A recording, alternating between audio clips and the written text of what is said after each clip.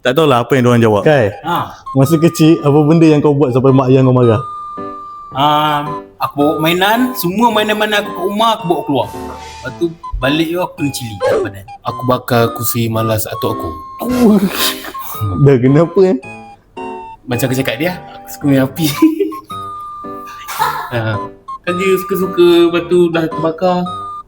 Lepas tu dah kena pukul lah. Dengan apa? Sorry mama.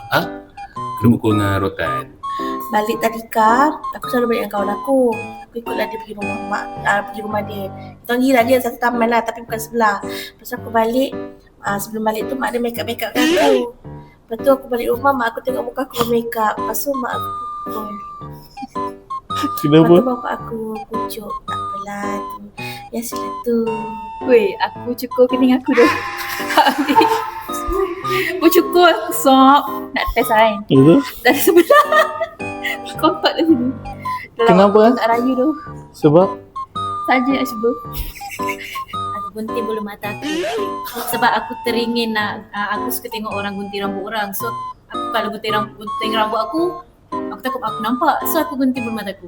Masa? So aku marah. Dia Nampak dah jugalah. elok lahirkan aku cantik, dipotong. Lepas tu benda tu tak tahu bila nak tumbuh. Cuba komen, nak tanya apa lagi kat tim kita?